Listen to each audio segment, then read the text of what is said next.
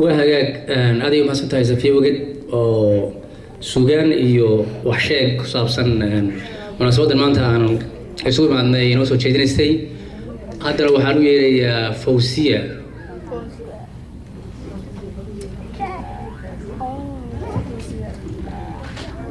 فوسية أو طبعا نراها هيسا تحبل يرو كصابسن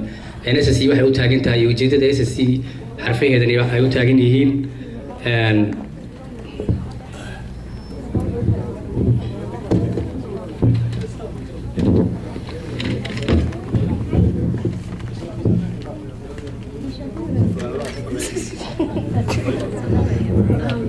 dhammaan waa salaamantihiin dadweynaha isugu imaaday xafladan sharafta leh ee SSC marka waxaan halkan ka soo daynayaa tix yar oo su'aalaha waa inaad ka faa'iidaysataan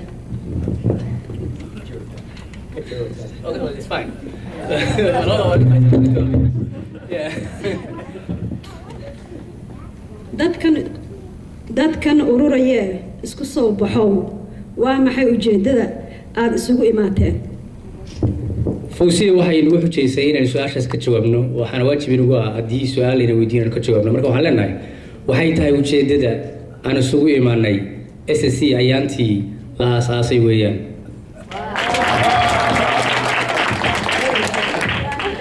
Okay, question 2 erayadaadan garanayo awal maan aqoonine SSC-du waa maxay SSC-du waa urur ujeedadiisu ay tahay arligeennan kala go'ay aqalkeennan soo dumay inaan udub dhaxaad iyo alool adag u taagnaa Okay, su'aasha ugu dambaysa ee walaalaan ku weydiinayo waxa weeyaan imikadan la joogiyo ayaamahan la soo gali SSC xageebay ku abaaran tahayoo inayaho ujeedada imikadan la joogiyo ayaamahana soo geli ujeedada ugu weynay SSC ujeedaa calankeenni aasmee iilka hoosta loo dhigay